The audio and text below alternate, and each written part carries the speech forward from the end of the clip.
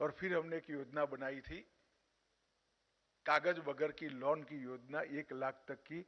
और मैं आपको बताना चाहता हूं, मैं अभी एक फंक्शन में जाने वाला था, जा नहीं पाया वहां भाषण के लिए। मैंने डेटा मंगाया कि वो 1 लाख तक की कागज बगैर की लोन का क्या हुआ। उसमें 99.80% लोगों ने पूरा पैसा वापस दिया है, जीरो एंट्री। और किसी बच्चे को इसमें से लैपटॉप मिल गया, किसी के घर में वॉशिंग मशीन आ गया, किसी के घर में स्कूटी आ गई बच्चे को स्कूल जाने के लिए। ढेर सारी व्यवस्था मानवता के साथ एक कोऑपरेटिव सेक्टर ने करी है, और मोदी जी ने इसको आगे बढ़ाने का निर्णय किया है। कई ऐसे अद्भुत काम ये 2 साल के अंदर हुए हैं। सभी लोग मानते थे कि सहारा समूह में जो पैसा डूबा है वो नहीं आएगा। उनकी पब्लिक लिमिटेड कंपनियों में क्या हुआ है मुझे मालूम नहीं है, परंतु मैं बता देता हूं कि अब तक सहारा समूह के लगभग 1.5 करोड़ लोग जो कोऑपरेटिव सोसाइटी में इन्वेस्ट किए थे, उनका रजिस्ट्रेशन हो गया है। और अब तक 2.5 लाख लोगों को 241 करोड़ रुपया हमने वापस भी दे दिया है।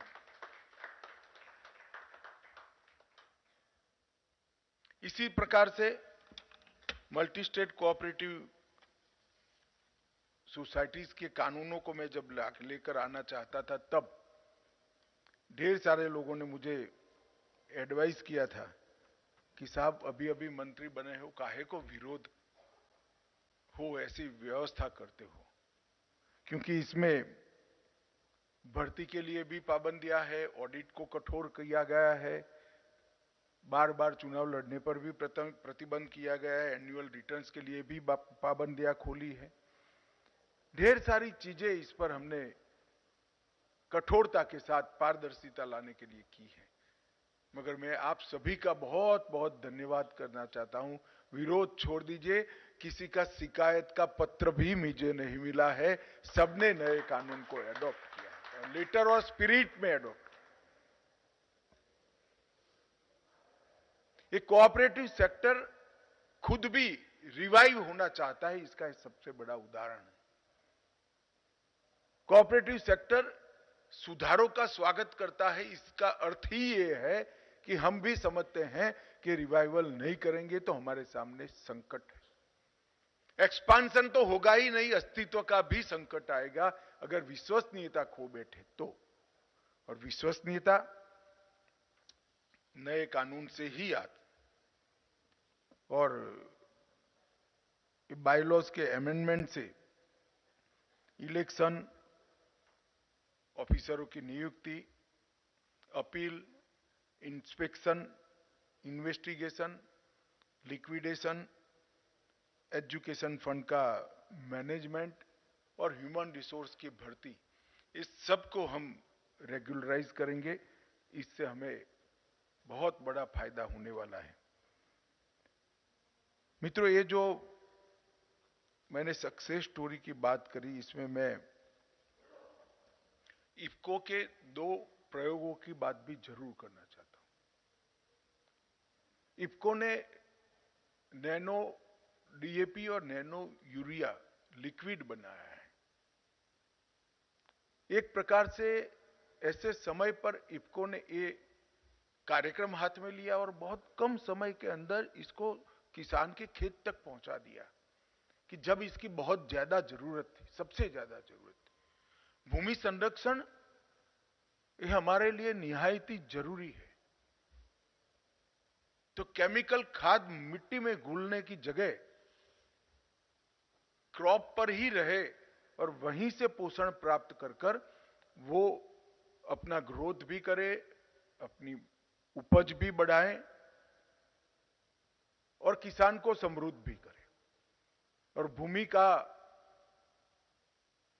केमिकल के जहर से घुलने के बगैर। और मैं अभी मोदी जी ने जो विकसित भारत यात्रा शुरू की है, इसमें कई गांवों में गया हूं।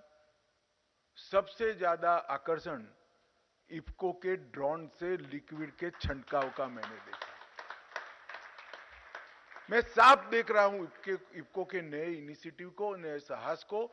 देश का किसान 2-5 साल में ही पिकअप करेगा और वो दिन दूर नहीं है जो खाद की थैलियों की दुकान देखते थे, इसकी जगह दवाई की दुकान जैसी खाद की दुकान हम देखेंगे, जिसमें छोटी छोटी बॉटल्स होगी।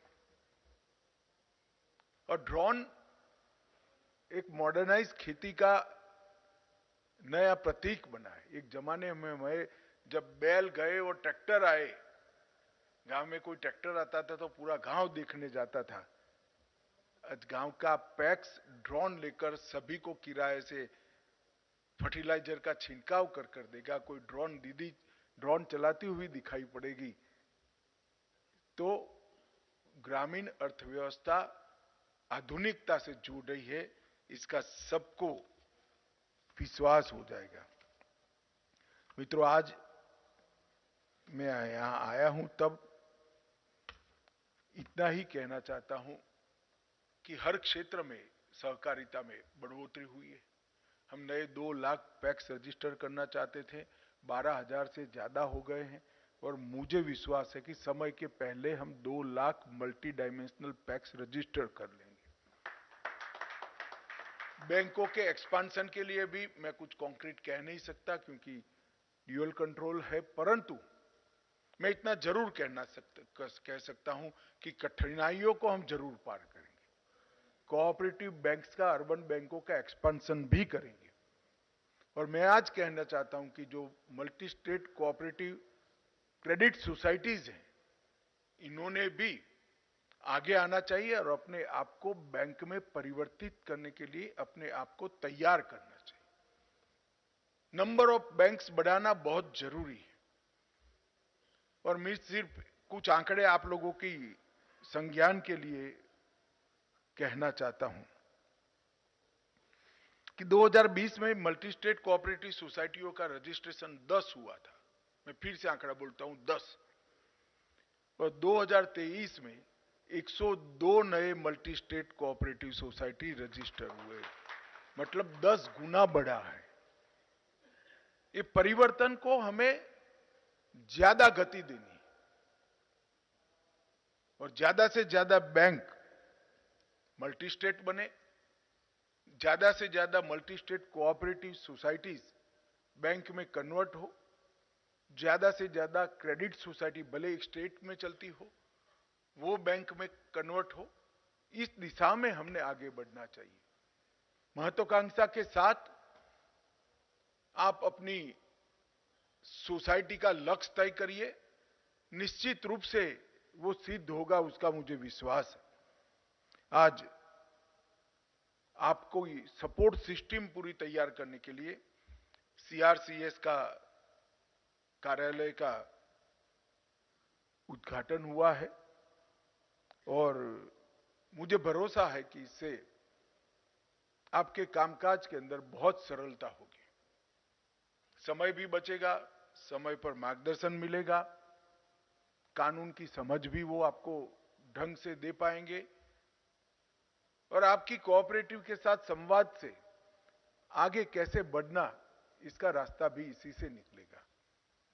तो आप सभी को मेरी बहुत बहुत शुभकामनाएं, विशेष कर हमारे सचिव महोदय और विशेष सचिव जो रजिस्ट्रार भी है विजय जी को बहुत बहुत शुभकामनाएं।